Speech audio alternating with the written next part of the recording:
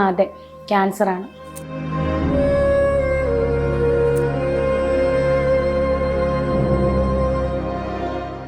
സത്യം പറഞ്ഞാൽ ഞാനിങ്ങനെ വന്ന് കരയണ്ട എന്നോർത്ത് തന്നെയാണ് ഞാൻ നിങ്ങളെ വിളിച്ചു വരുത്തിയതും. യെസ്, നമ്മുടെ രേണുസുതി. അത് കുറച്ച് നാൾ സോഷ്യൽ മീഡിയയിൽ ഇപ്പോൾ പുള്ളിക്കാരുടെ പേര് അങ്ങനെ വലിയ ചർച്ചാ വിഷയമായിട്ട് വരുന്നില്ല. അത് എന്തുകൊണ്ടാണെന്ന് വെച്ച് കഴിഞ്ഞാൽ പുള്ളിക്കാരിക്ക് ഇപ്പോൾ ഒരു അസുഖമുണ്ട്. അത് സ്റ്റേജ് 3 ബ്രസ്റ്റ് ക്യാൻസർ വന്നിരിക്കുകയാണ്. ശരിക്കും പറഞ്ഞു കഴിഞ്ഞാൽ ഭയങ്കര സങ്കടമുണ്ട്. അതായത് പുള്ളിക്കാരുടെ ഒരു ദുഃഖത്തിൽ, ഈ ഒരു അസുഖത്തിൽ കുറേ പേര് സന്തോഷിക്കുന്നവരുണ്ട്. അങ്ങനെയുള്ളവർക്ക് എനിക്ക് പേഴ്സണലി പറയാനുള്ളത്, എനിക്ക് ഒരു പുച്ഛം മാത്രമേ ഉള്ളൂ. അതായത് ഒരാളുടെ ഒരു അസുഖത്തെ അതായത് കളിയാക്കുന്ന പോലത്തെ ഒരു ഇതെടുത്ത് അതിൽ സന്തോഷം കണ്ടെത്തുന്നത് എനിക്ക് എന്ത് കിട്ടുന്നതെന്ന് എനിക്കറിയാൻ പാടില്ല. ശരിക്കും പറഞ്ഞാൽ ഇവർ നല്ല രീതിയിൽ ഇവരുടെ ലൈഫിൽ സ്ട്രഗിൾ ചെയ്തിട്ടുണ്ട്. അതായത് ഇവരുടെ ഭർത്താവ് ശരിക്കും പറഞ്ഞാൽ നേരത്തെ മരിച്ചുപോയി. അതിനുശേഷം ഇവർക്ക് വേറൊരു സോഴ്സ് ഓഫ് ലിവിങ് ഇല്ലായിരുന്നു.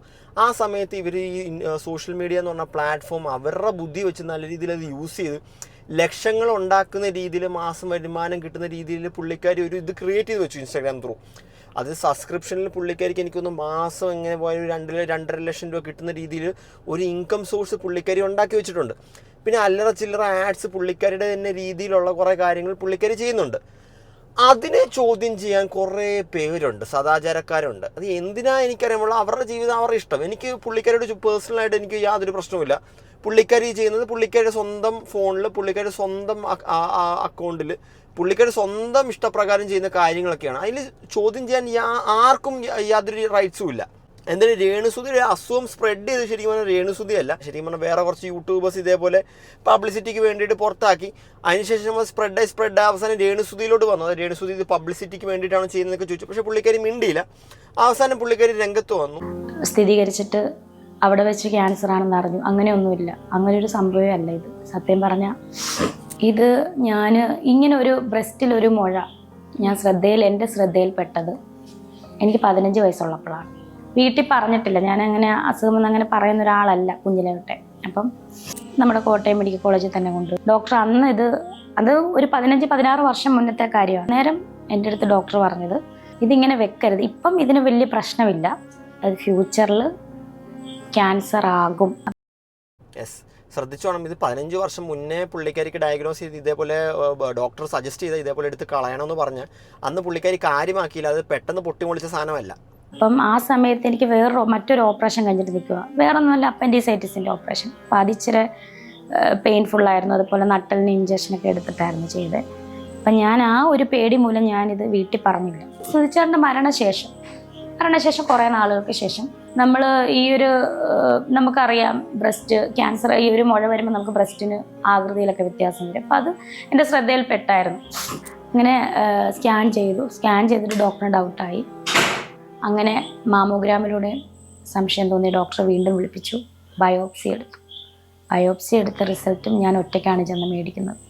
അപ്പോൾ എന്നോട് പറഞ്ഞു ക്യാൻസർ ആണെന്ന് പറഞ്ഞു. ശരിക്കും പറഞ്ഞാൽ വളരെ സങ്കടപരമായ ഒരു കാര്യമാണ്. അതായത് രേണുസുതിക്ക് ഇപ്പോൾ നിലവിലുള്ളത് സ്റ്റേജ് 3 ക്യാൻസർ ആയിരുന്നു. അത് ശരിക്കും പറഞ്ഞാൽ പുള്ളിക്കാരി പറയുന്നത് വെച്ച് കഴിഞ്ഞാൽ 15-ാം വയസ്സിൽ തൊട്ട് ചെറിയൊരു പ്രശ്നം ഉണ്ടായിരുന്നു. അപ്പോൾ അന്ന് ആ ഡോക്ടർ ഇതേപോലെ ട്രീറ്റ് ചെയ്ത് കഴിഞ്ഞാൽ അത്രയും വലിയ പ്രശ്നമല്ല. അന്ന് ട്രീറ്റ് ചെയ്ത് മാറ്റിയിരുന്നെങ്കിൽ ഇത്രയും കോംപ്ലിക്കേറ്റഡ് ആവില്ലായിരുന്നു.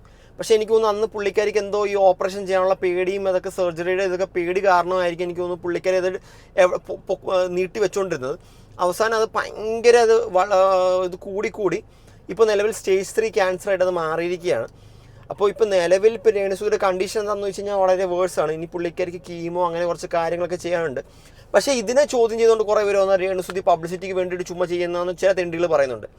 എനിക്ക് ഇവന്മാരടുത്ത് പറഞ്ഞാൽ വെറും പുച്ഛം മാത്രമേ തോന്നുള്ളൂ. പുള്ളിക്കാരി എന്ന് വെച്ചാൽ ഒരാളുടെ രോഗത്തെക്കുറിച്ച് ഇതേപോലെ കളിയാക്കുന്നത് ശരിയായിട്ടുള്ള കാര്യമല്ല.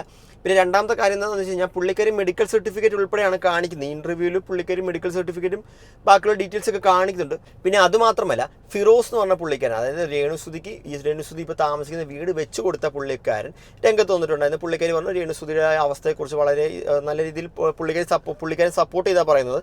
അതിനുശേഷം ഫിറോസിൻ്റെ അടുത്ത് മാപ്പ് ചോദിച്ച് രേണുസുതി പറയുന്നുണ്ട്, അപ്പോളജൈസ് ചെയ്യുന്നുണ്ട്. വളരെ നല്ല കാര്യം. പുള്ളിക്കാരിക്ക് ഒരു തെറ്റ് സംഭവിച്ചു. അത് ശരിക്കും പറഞ്ഞാൽ രേണുസുതിയുടെ ഭാഗത്തുനിന്ന് ചെയ്തൊരു തെറ്റ്, ഒരു മിസ്റ്റേക്ക് എന്താണെന്ന് വെച്ച് കഴിഞ്ഞാൽ ഈ ഫിറോസ് എന്ന് പറഞ്ഞ പുള്ളിക്കാരൻ, അതായത് വീട് വെച്ച് കൊടുത്ത ഫിറോസും പിന്നെ ഈ സ്ഥലം കൊടുത്ത അച്ഛൻ്റെ പേരിലും പുള്ളിക്കാരി എഗെയിൻസ്റ്റ് ആയിട്ട് ഒരു വീഡിയോ ചെയ്തിട്ടുണ്ടായിരുന്നു. കുറേ കാര്യങ്ങൾ പറഞ്ഞിട്ടുണ്ടായിരുന്നു. അത് മാത്രമേ എനിക്ക് പുള്ളിക്കാരിയുടെ അടുത്ത് പേഴ്സണൽ വിരോധമുള്ളൂ. എന്ന് വെച്ചാൽ പുള്ളിക്കാരിയുടെ ഹസ്ബൻഡ് മരിച്ച സമയത്ത് പുള്ളിക്കാരിക്ക് എവിടെയും കയറി കിടക്കാൻ ഇടവില്ലാത്ത സമയത്ത് ഈ അച്ഛൻ വന്ന് പുള്ളിക്കാരിക്ക് സ്ഥലം കൊടുക്കുകയും പിന്നെ ഈ ഫിറോസ് എന്ന് പറഞ്ഞ പുള്ളിക്കാരൻ ഫ്ലവേഴ്സ് ടിവിയും ഈ പുള്ളിക്കാരനും ചേർന്ന് ഇവർക്ക് ഈ നല്ലൊരു വീട്, അത്യാവശ്യം നല്ലൊരു വീട് വെച്ച് കൊടുക്കുകയും പിന്നെ കുറച്ച് നാൾ കഴിഞ്ഞപ്പോഴത്തേക്കും ആ വീടിനെ കുറിച്ച് കുറ്റം പറഞ്ഞ് ഇവർ വീഡിയോ ചെയ്യുന്ന സമയത്ത് ഇവരെ ഡീഫെയിം ചെയ്യുന്ന ഈ അച്ഛനെയൊക്കെ ഡീഫെയിം ചെയ്യുന്ന വീഡിയോസ് ആയിട്ട് വന്നപ്പോഴാണ് ഈ അച്ഛനും ഫിറോസും ലീഗലിയും മറ്റല്ലാത്ത ഇത് പുള്ളിക്കാരിക്ക് അഗെയിൻസ്റ്റ് ആയിട്ട് തിരിഞ്ഞത്. ശരിക്കും പറഞ്ഞാൽ ഇപ്പോൾ രേണുസുതി ഫിറോസിൻ്റെ അടുത്തൊക്കെ മാപ്പ് ചോദിച്ചു ഇങ്ങനെ വന്നിട്ടുണ്ട്. അതേപോലെ ഫിറോസ് അത് അക്സെപ്റ്റ് ചെയ്ത് പുള്ളിക്കാരൻ ഇതേപോലെ പുള്ളിക്കാരുടെ അസുഖം ഇതേപോലത്തെ അസുഖമുണ്ട്, അതേപോലത്തെ പ്രാർത്ഥിക്കണം എന്ന് പറഞ്ഞാൽ പുള്ളിക്കാരനും ഇതേപോലത്തെ മെൻഷൻ ചെയ്തിട്ടുണ്ടായിരുന്നു. വളരെ നല്ല കാര്യം. ശരിക്കും പറഞ്ഞാൽ അല്ലാത്ത പക്ഷം എനിക്ക് ഈ പുള്ളിക്കാരിയായിട്ട് വിയോജിപ്പായിട്ടുള്ള ആ ഒരു കാര്യം മാത്രമേ ഉള്ളൂ. അതായത് പുള്ളിക്കാരി ആപത്ത് ഘട്ടത്തിൽ സഹായിച്ചൊരു പുള്ളിക്കാരനെ തള്ളി പറഞ്ഞൊരു കേസ്, ആ ഒരു ഫിറോസും ഈ അച്ഛൻ്റെ കേസിലും മാത്രമേ എനിക്ക് പുള്ളിക്കാരുടെ ഒരു എതിർപ്പുള്ളൂ. അല്ലാണ്ട് പുള്ളിക്കാരി ഇപ്പോൾ ഒരു ഇൻസ്റ്റാഗ്രാമിൽ സബ്സ്ക്രിപ്ഷൻ പ്ലാൻ തുടങ്ങി പുള്ളിക്കാരി ഇത്രയും ഏൺ ചെയ്ത് പുള്ളിക്കാരിക്ക് ഇഷ്ടമുള്ള വീഡിയോ ഇടാം, അതിന് യാതൊരു തെറ്റുമില്ല. അത് കുറേ പേര് ട്രോൾ ചെയ്യുന്നുണ്ട്. അതായത് ഇവരൊരു സ്ത്രീ, കുറേ പേര് ചിലവരൊക്കെ വീഡിയോസ് ഇടുന്നത് ഇവരൊരു സ്ത്രീയാണ്, ഇവർക്ക് ഉളുപ്പില്ലേ, ഇവർക്ക് ഇങ്ങനത്തെ വീഡിയോസൊക്കെ ഇടുന്നത് എന്തിനാണ്, ശരിക്കും പറഞ്ഞാൽ ഭയങ്കര നാണക്കേടാണ്. അങ്ങനെയൊക്കെ പറയുന്നിടത്ത് എനിക്ക് ഒറ്റ കാര്യം ചോദിക്കാവുള്ളൂ. അതായത് ഇവർ ഇതേപോലെ തിണ്ടിത്തിരിഞ്ഞ് നടക്കുന്ന സമയത്ത് ആരെങ്കിലും സഹായിക്കാൻ വന്നോ? ഇല്ല. ഇവരുടെ സോഴ്സ് ഓഫ് ഇൻകം ഇവർ തന്നെ കണ്ടെത്തണം. ഇപ്പം ഈ ഒരു അസുഖം, ക്യാൻസർ എന്ന് പറഞ്ഞ അസുഖം വന്നപ്പോഴും ട്രീറ്റ് ചെയ്യാനുള്ള അസുഖത്തിൻ്റെ പൈസ കൊടുക്കുന്നത് ഇവർ തന്നെയല്ലേ, ഇവരുടെ ഇൻകത്തിൽ നിന്നല്ലേ കൊടുക്കുന്നത്. അപ്പോൾ ഇവരുടെ ഭർത്താവ് മരിച്ചുപോയി, ഓക്കെ, അത് ഇനി ഇവർക്ക് വേറെ ഓപ്ഷൻ ഇല്ല. അപ്പോൾ ഇവരൊരു സോഴ്സ് ഓഫ് ഇൻകം എങ്ങനെയെങ്കിലും കണ്ടെത്തേണ്ടത് ഇവരുടെ ഒരു ഉത്തരവാദിത്തമാണ്. സോഷ്യൽ മീഡിയ എന്ന് പറഞ്ഞ പ്ലാറ്റ്ഫോം പുള്ളിക്കാരി ബുദ്ധിപരമായിട്ട് അത് യൂസ് ചെയ്ത് പുള്ളിക്കാരിക്ക് ഇപ്പോൾ മാസം ലക്ഷങ്ങൾ കിട്ടുന്ന രീതിയിൽ പുള്ളിക്കാരിക്ക് അത് ഉണ്ടാക്കി വെച്ചിട്ടുണ്ട്. പുള്ളിക്കാരുടെ ഇപ്പോൾ ആകെക്കൂടെ ഉള്ളൊരു വിഷമം എന്ന് വെച്ച് കഴിഞ്ഞാൽ പുള്ളിക്കാരിക്ക് ഇനി എന്തെങ്കിലും പറ്റിപ്പോയി കഴിഞ്ഞാൽ പുള്ളിക്കാരുടെ മക്കളുടെ അവസ്ഥയെ ഓർത്തിട്ടാണ് പുള്ളിക്കാരിക്ക് ആകെക്കൂടെ ഉള്ളൊരു വിഷമം. ആക്സലറി ഈ കഷത്തിലേക്ക് വ്യാപിച്ചു, ലിംബ് വഴി, അതുപോലെ ചെസ്റ്റ് ഹാർട്ടിൻ്റെ മസിലിലോട്ട് ചെറുതായിട്ട് വ്യാപിച്ചു, ലങ്സിലോട്ട് വ്യാപിച്ചു. അങ്ങനെ സ്റ്റേജ് 3 കഴിയാറായി. അങ്ങനെ ഒരു സ്റ്റേജിലാണ് ഇപ്പം കടന്നു പോകുന്നത്. അപ്പം ഇപ്പോഴെങ്കിലും ഇത് പറഞ്ഞില്ലെങ്കിൽ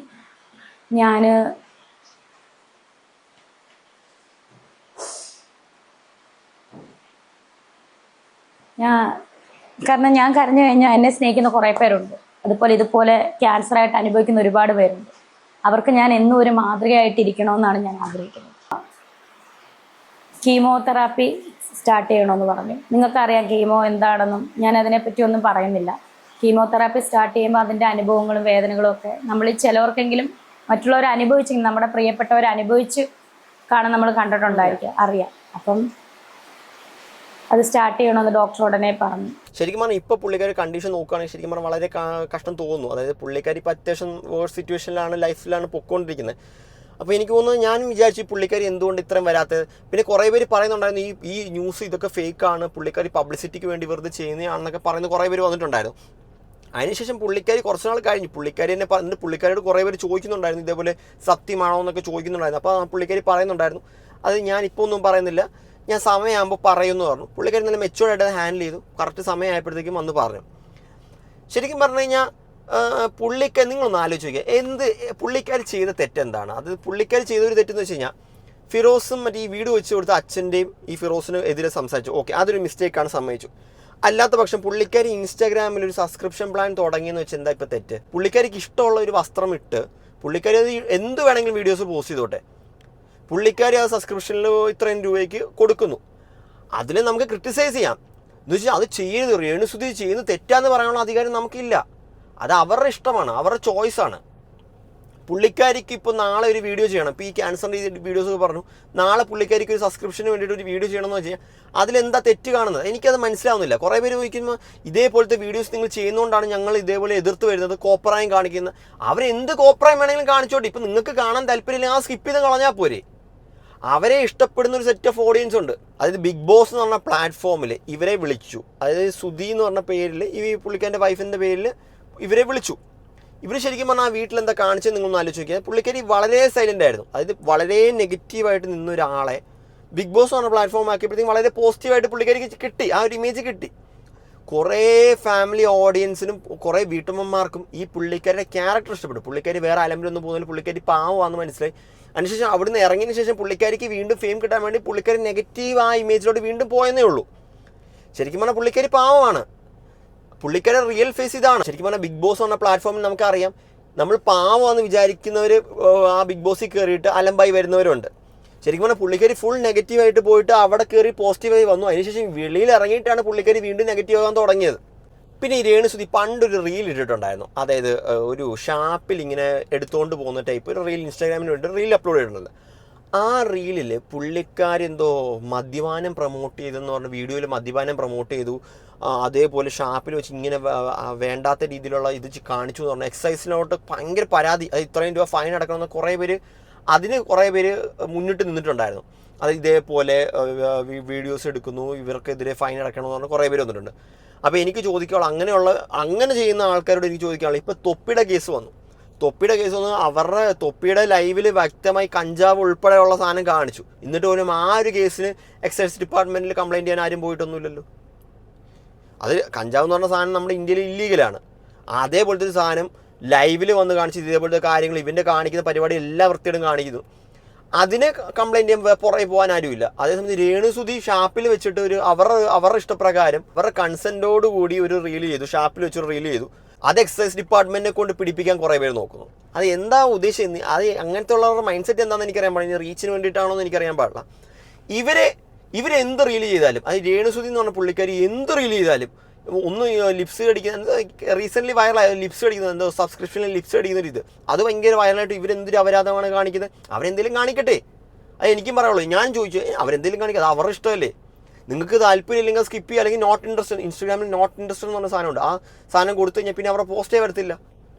ഇതെല്ലാം ഇരുന്ന് കാണുകയും ചെയ്യും, കുറ്റം പറയാം. ക്രിട്ടിസൈസ് ചെയ്തു, അതിന് കുഴപ്പമൊന്നുമില്ല. അത് ഭയങ്കരമായിട്ട് പേഴ്സണലായിട്ട് അവർ ഒരാളുടെ ഡീഫെയിം ചെയ്യുന്ന പോലത്തെ ഇത് ചെയ്യുന്നത് തെറ്റാണെന്ന് ഞാൻ പറയുന്നുള്ളൂ. എന്തായാലും ഇത് കണ്ടിട്ട് നിങ്ങളുടെ അഭിപ്രായം എന്തെങ്കിലും കമൻറ്റ് ചെയ്യുക.